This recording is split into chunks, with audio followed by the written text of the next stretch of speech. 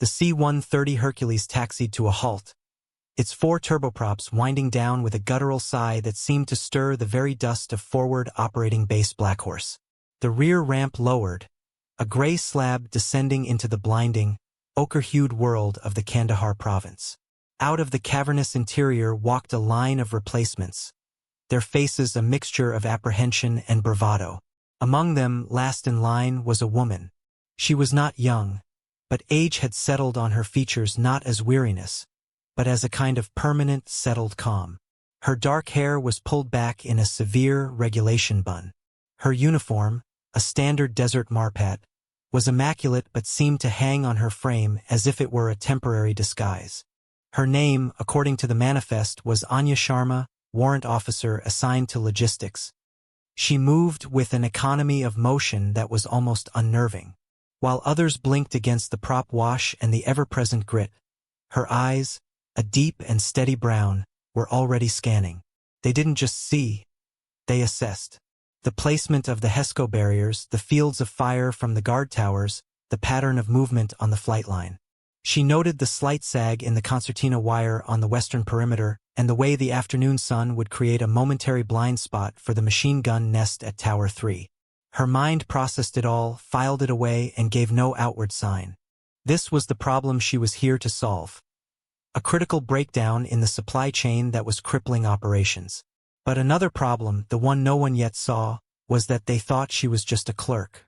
The turning point would not come in a supply depot, but in the heart of a sandstorm with lives on the line. Colonel Marcus Davies watched the new arrivals from the window of his command post, a glorified shipping container with air conditioning that fought a losing battle against the Afghan heat. He sipped his lukewarm coffee, his gaze sweeping over the new faces, ticking off boxes in his mind. Infantry replacements, a comms tech, an EOD specialist. Then his eyes landed on Sharma. He grunted, a sound of pure administrative annoyance. Logistics, he muttered to his executive officer, Major Kent. They send me a warrant officer for a supply clerk's job. Look at her. Probably spent the last 20 years behind a desk in Paris Island. Kent, a younger man who still possessed a sliver of optimism, shrugged. Her file was heavily redacted, sir. Came with a direct endorsement from General Matheson himself. Matheson's gone soft, Davies countered, turning from the window. Probably doing a favor for an old friend. She looks like a librarian. This is a forward operating base, not a lending library. Keep an eye on her. I don't want her getting in the way. Anya Sharma felt the colonel's gaze from 200 yards away. She didn't need to see him to know the type. By the book, proud of his command, skeptical of outsiders, and deeply uncomfortable with anything that didn't fit neatly into his established hierarchy. She slung her duffel bag over her shoulder, the weight familiar and grounding.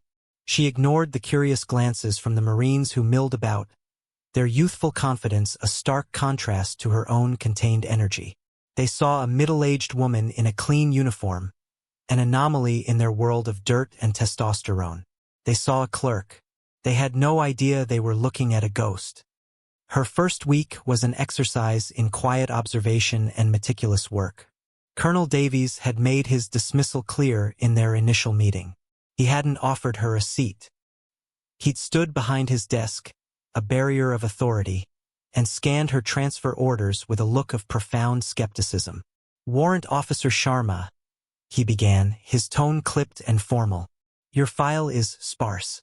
It says you have extensive experience in asset management and logistical coordination under adverse conditions here at FOB Blackhorse. That means counting ammunition crates and making sure the grunts have enough MREs. Are you up for that? The condescension was a physical thing in the small room, thick as the dust on his windowsill. He was testing her, looking for a reaction, a flicker of indignation or wounded pride. He found none. Anya stood at a perfect, relaxed parade rest, her gaze fixed on a point just over his shoulder. Yes, sir, she said. Her voice was level, devoid of emotion. I am. Good, he said, tossing the file onto his desk. Your predecessor was medevaced last month. The supply depot is a mess. Corporal Miller will show you your post. He's a good Marine.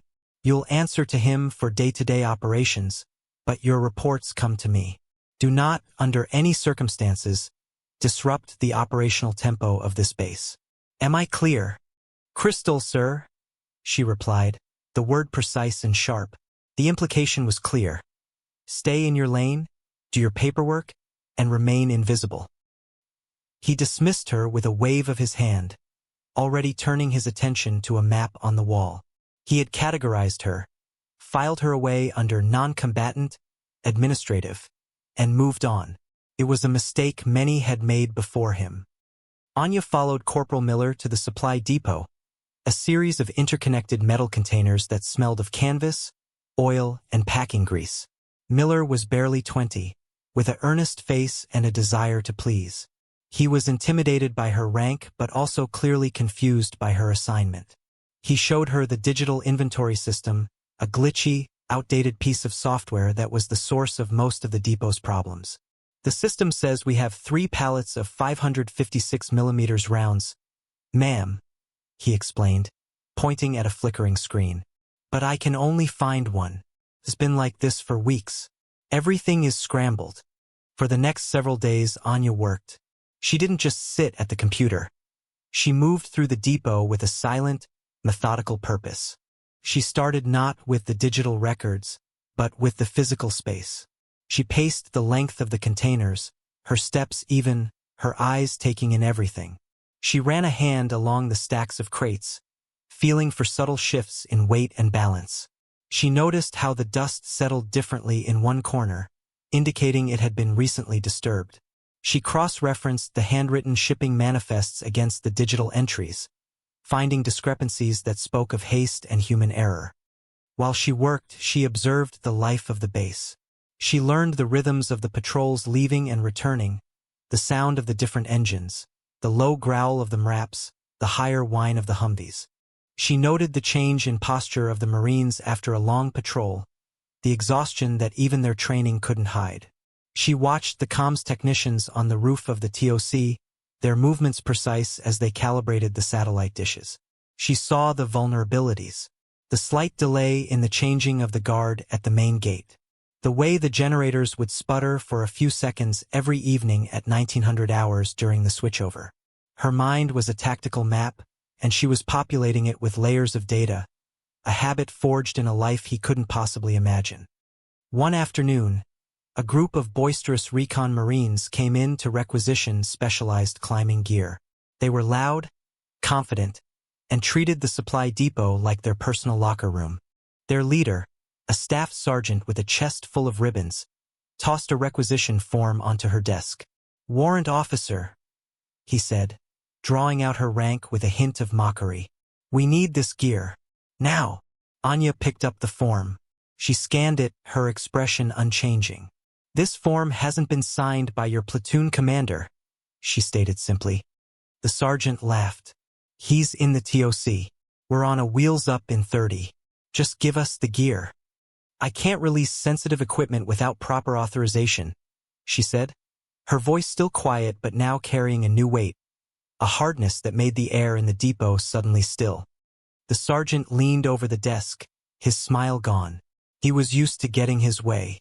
"Look, lady, we're not asking. We're the tip of the spear. You're a clerk. Don't get in the way of the mission." Two of his men flanked him, their arms crossed, a silent, physical threat. Anya didn't flinch. She slowly raised her eyes from the form and met his gaze. She said nothing, but in her eyes, there was a stillness, a depth of experience that was utterly alien to him. It was the look of a predator assessing a threat, calm and absolute. He was a warrior, but he felt, for the first time in a long time, like prey. The silence stretched. The other Marines shifted uncomfortably. Finally, the sergeant broke eye contact, snatched the form back, and stormed out. "I'll get the damn signature," he snarled over his shoulder. Corporal Miller, who had been watching from behind a stack of water bottles, let out a breath he didn't realize he'd been holding. "Ma'am," he whispered, his voice filled with awe. "I've never seen anyone stare down Staff Sergeant Gunner like that." Anya simply turned back to her inventory screen, the moment already passed. He forgot the proper procedure, she said, as if discussing a minor clerical error. But Miller knew he had seen something else. He had seen a flash of the steel beneath the quiet exterior, and he began to wonder what kind of desk a woman like that had been sitting behind. The pressure began as a whisper on the wind. A change in the air, a darkening of the horizon to the west. The veterans on the base knew the signs. A shamal, a vicious sandstorm, was rolling in from the desert. Within an hour, the sky turned a bruised, sickly yellow. The wind howled, a physical force that rattled the metal walls of the containers and drove sand into every conceivable crevice.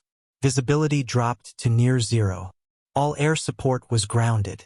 Patrols were recalled, hunkering down in their vehicles or at remote checkpoints, waiting for it to pass. FOB Blackhorse became an island in a sea of roaring sand. Inside the Tactical Operations Center, the atmosphere was even more tense. The storm had knocked out the primary satellite communications array.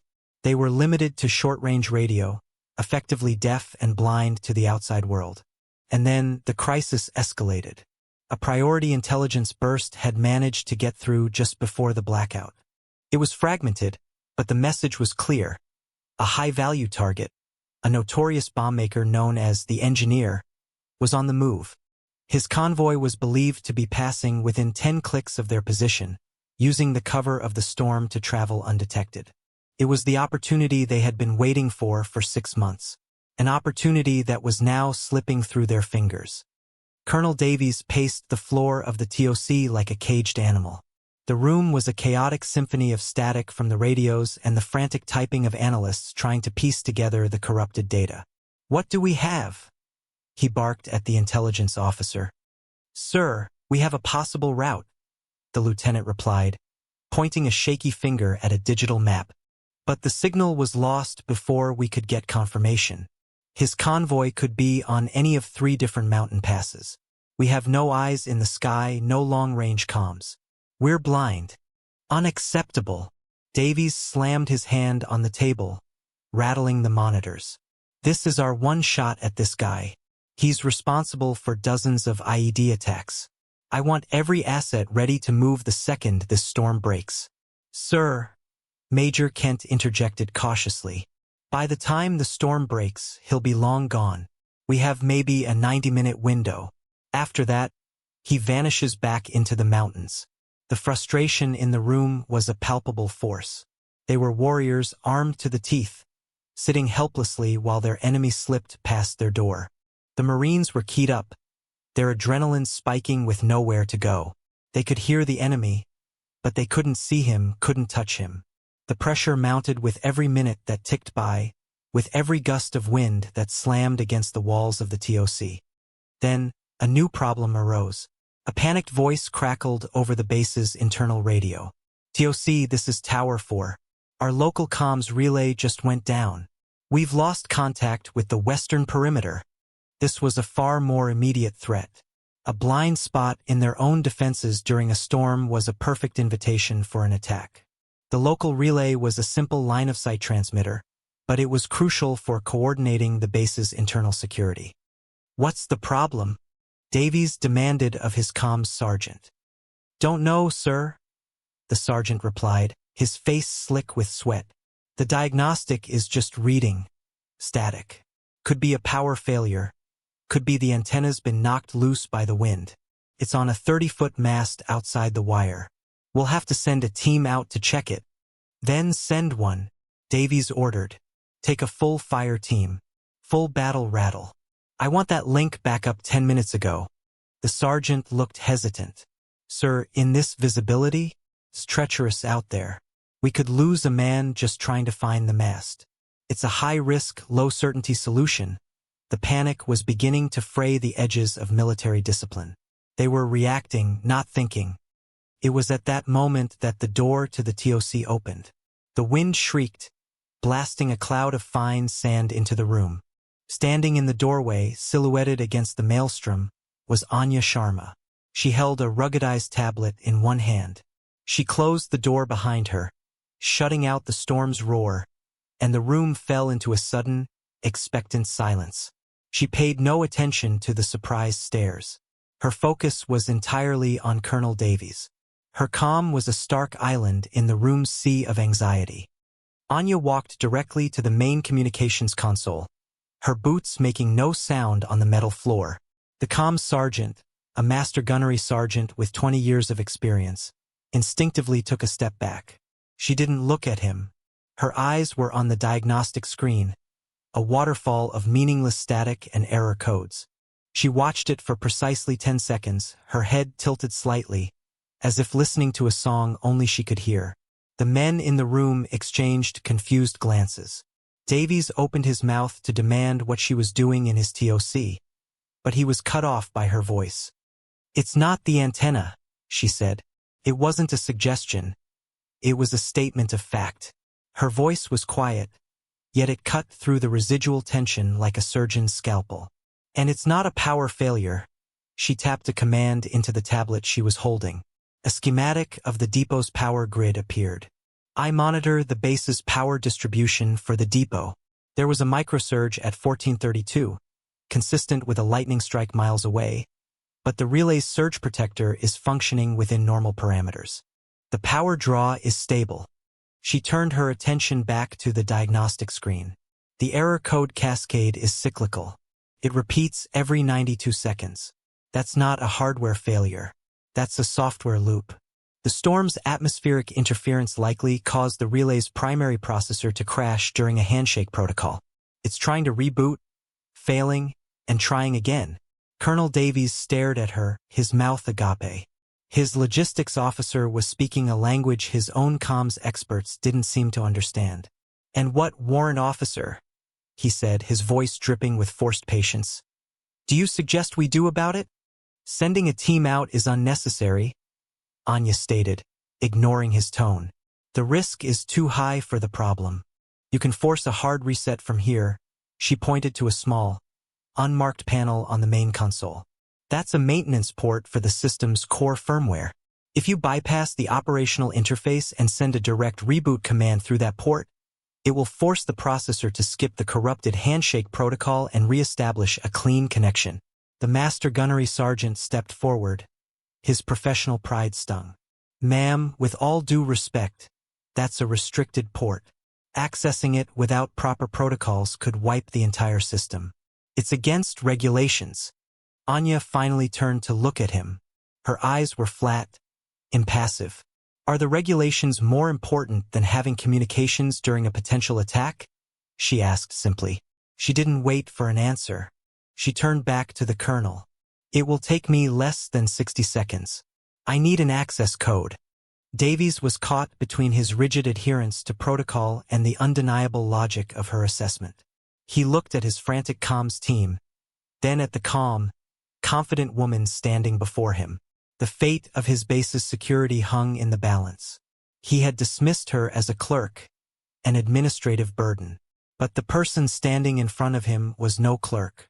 She was a problem solver, operating with a clarity that bordered on precognition. He made a decision. "Give her the code," he bid out to the master gunnery sergeant. With a look of profound disbelief, the sergeant typed the code into a keypad. Anya took a small cable from her pocket, plugged it from her tablet into the maintenance port, and her fingers flew across the screen. Lines of code scrolled past, a language foreign to everyone else in the room. She worked with an intense, focused silence. The only sounds were the hum of the electronics and the muffled howl of the wind.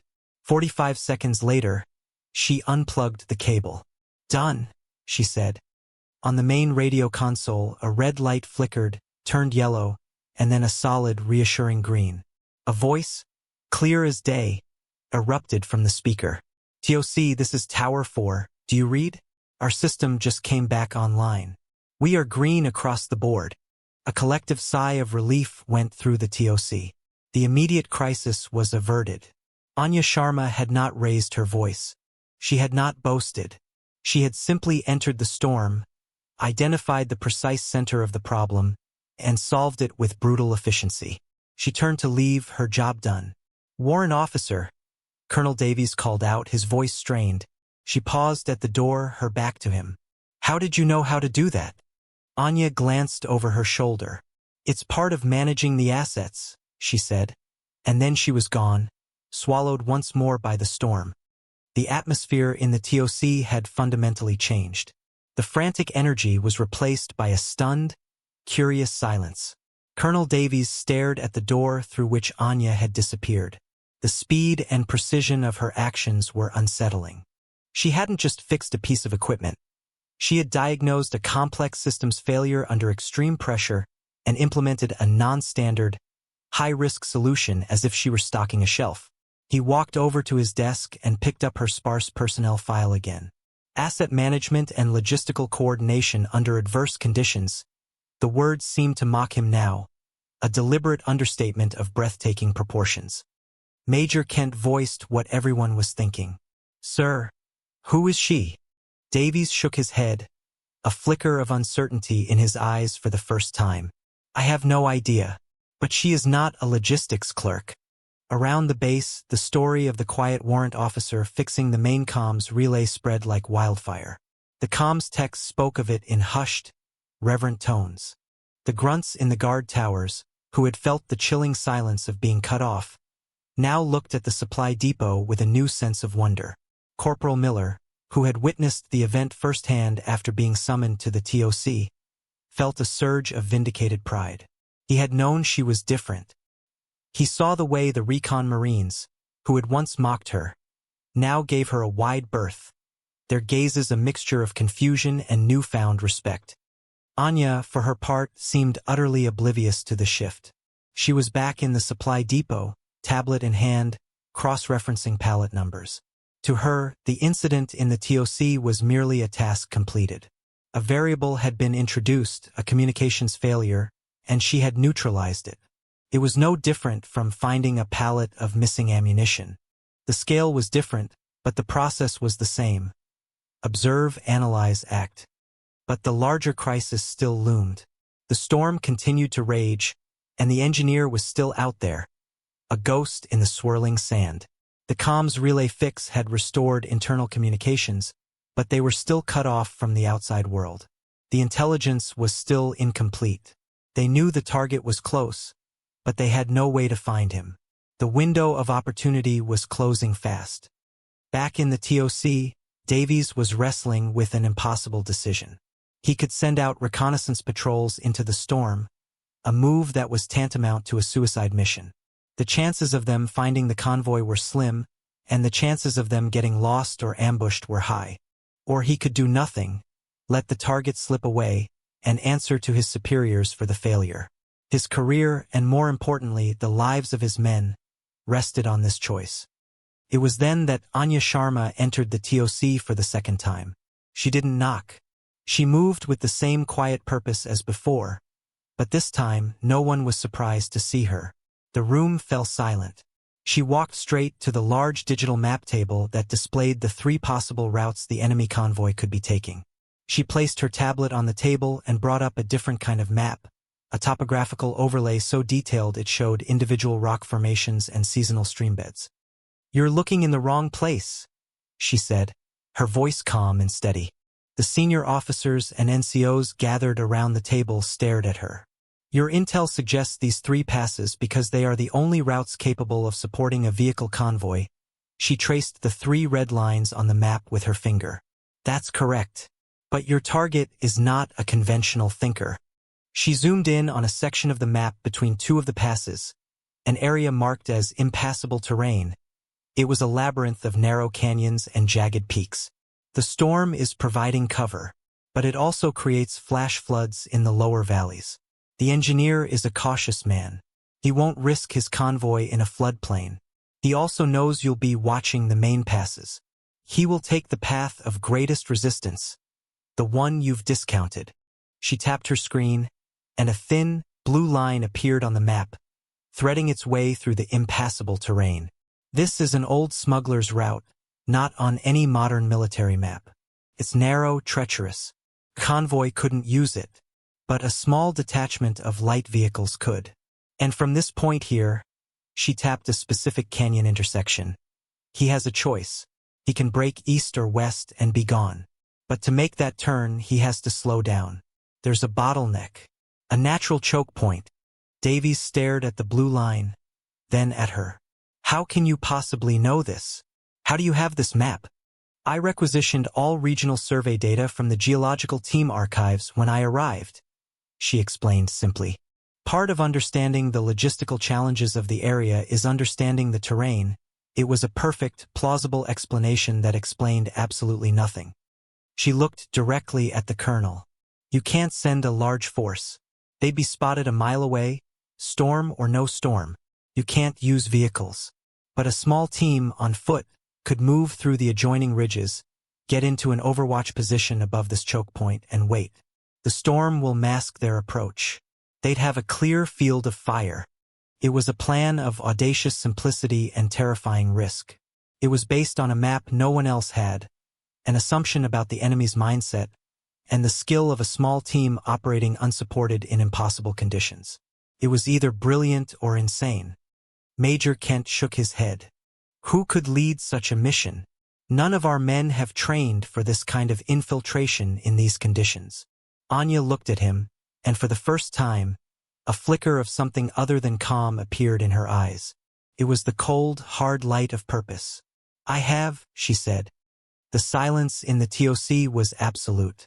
A warrant officer from logistics, a woman who looked like a librarian, had just volunteered to lead an elite assassination mission into the heart of a sandstorm.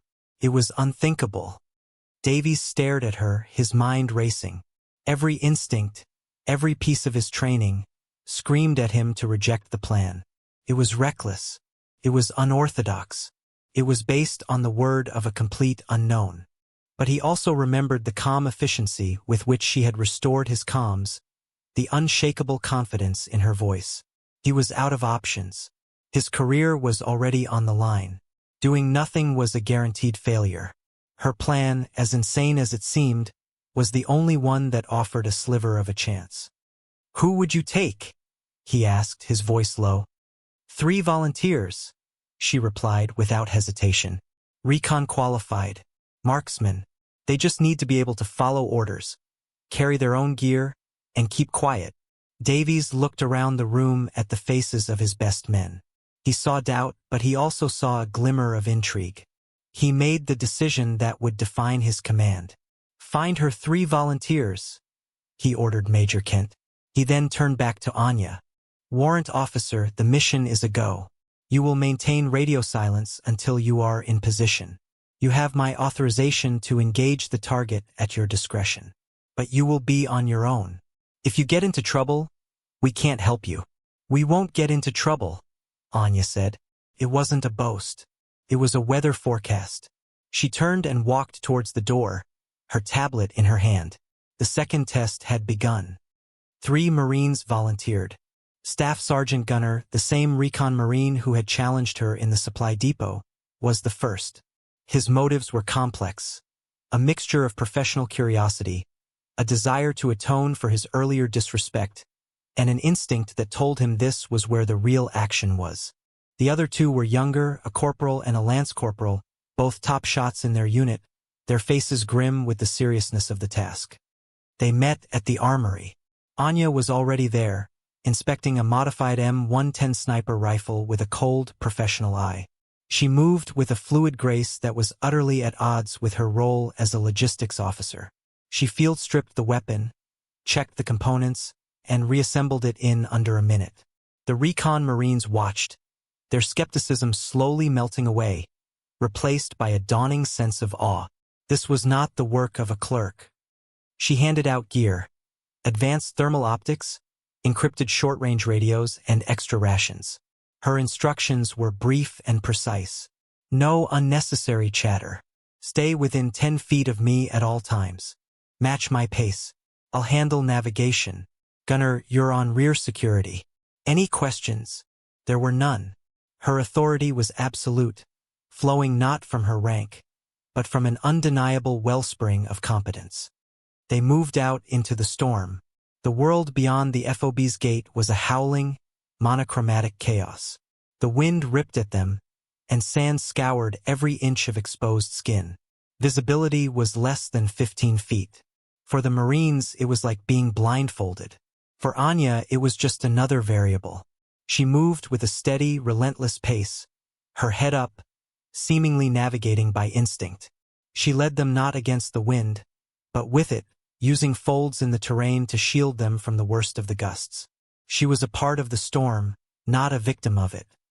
After an hour of brutal hiking through the rugged landscape, they reached the base of the ridges she had indicated on the map. The ascent was steep and treacherous. The rocks were slick with the fine dust that had been turned to mud by a brief, passing shower within the storm. They were moving through a narrow, winding passage when it happened.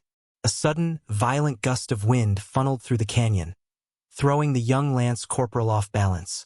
He stumbled, his rifle clattering against the rock wall. Instinct and training took over. Staff Sergeant Gunner, believing they were under attack, lunged forward to cover the younger Marine. In the confusion and the cramped space, he grabbed Anya's arm to pull her behind him, seeking to protect the mission commander. His grip was iron, his movement violent. The fabric of her desert camo jacket, already stressed by the wind and the climb, tore at the shoulder seam. The sound was like a gunshot in the roaring wind. The Marines froze. In the dim, churning light of the storm, on the exposed skin of Anya Sharma's upper arm, was a tattoo. It was not a piece of casual ink. It was a symbol, stark and iconic. A golden eagle clutching a trident, a flintlock pistol, and an anchor, the special warfare insignia, the seal trident. A stunned, horrified silence fell over the small team, a pocket of stillness in the heart of the storm. They stared at the tattoo, their minds struggling to process the impossible reality it represented. A Navy SEAL. Not just a SEAL, but based on her age and bearing, she would have to be one of the originals, one of the first women to ever pass the brutal training at Coronado, a pioneer, a legend. The stories of those first female operators were whispered about in hushed tones in barracks and training schools. Ghosts, myths who had operated in the deepest shadows. Staff Sergeant Gunner released her arm as if it were burning hot. The arrogance, the condescension, the professional rivalry. It all evaporated, replaced by a profound, gut-wrenching shame. He had grabbed a superior operator. He had treated a living legend like a helpless civilian. "Ma'am," he stammered, the word catching in his throat. I didn't know." Anya simply pulled the torn fabric of her jacket back into place. She gave no sign of anger or annoyance. Her focus was absolute, her eyes already scanning the path ahead. "Watch your footing," she said, her voice unchanged. "We're almost there." She turned and continued the climb, leaving the three Marines to grapple with the monumental revelation. They followed her, their movements now filled with a new, almost fearful precision. They were no longer on a mission with a logistics officer. They were on a mission with a ghost. Just as they reached the overwatch position, a new voice crackled in Anya's earpiece, a secure channel she had activated. "Ghost, this is Archangel. We have a bird in the air. Storm is breaking to the west. We can provide support if needed. How copy?"